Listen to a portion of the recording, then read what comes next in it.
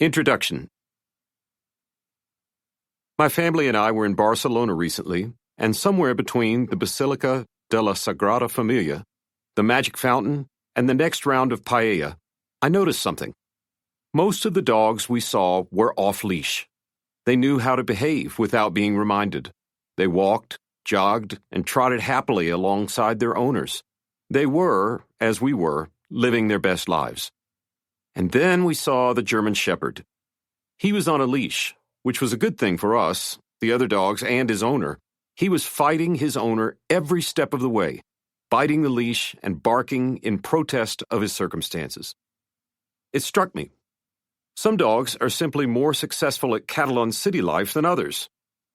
And it's not because some dogs are good and some are bad. It's because asking certain types of animals to behave in a way that goes against their internal wiring is setting up all involved for unhappiness. Would we want a Papillon heading the ski patrol team when we're lost in the Alps? Would we ask a Newfoundland to live with us in our Tokyo apartment? We don't use beagles for police work, and we don't rely on Irish wolfhounds to be seeing eye dogs. These scenarios don't work for them, and they don't work for us. It reminds me of the quote, "Everybody is a genius, but if you judge a fish by its ability to climb a tree, it will live its whole life believing that it is stupid." We're not all good at the same things. We don't generally ask dogs to do things they're not cut out for, so why should we ask that of ourselves? I don't think we should, and I don't think we have to. I think we can find jobs that work with our own unique dispositions. Success and happiness aren't necessarily the same. In my last book, Be the Unicorn, I wrote about the 12 most important characteristics possessed by successful people. I call them unicorns because they're rare, valuable, and can do amazing things.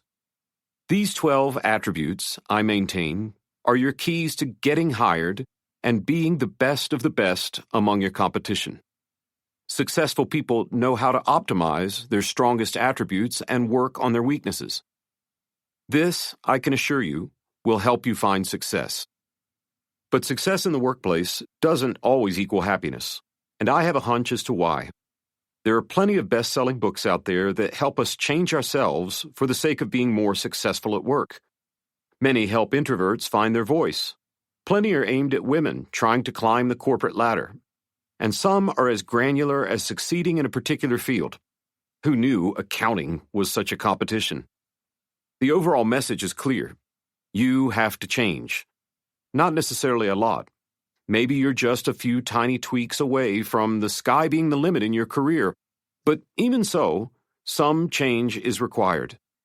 You won't be successful being yourself. No way. Throw that foolish notion right out the window. Do we really need to hide who we are in order to be successful? Now, I'm not saying we should go around being unapologetically ourselves. Decorum is required. Social standards must be maintained. If being yourself means being a jerk and wearing a bathrobe in the office, well then, you may want to take a look at the Change Your Personality book list after all. But I argue that you can be authentically yourself and be successful and, yes, even happy in your work. Because how can you be happy if you're not being yourself? With this book, I've decided to engage in more rounds of research and hunt for trends once again. I set off to find which unicorn traits led to happiness in particular fields. Not everyone can be a top scorer in all 12 traits, but everyone excels in at least one trait. I was determined to find how playing to your top unicorn trait leads to significant happiness at work. Living the dream or not. Here's one thing I found early on. Happiness in your career is not about having a dream job. When my kids were little, it seemed like every boy wanted to be a professional athlete and every girl wanted to be a marine biologist. I think now, what would have happened if they'd all gotten the career of their dreams? Some would be living their best life, sure.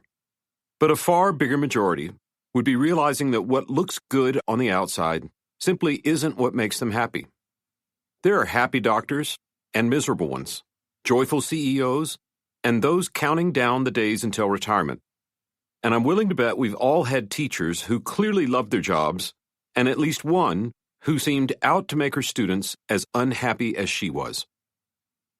My point is, it's not about the job. It's about the person doing the job. If you're not cut out to be a lion tamer in the first place, you're not going to be a happy lion tamer.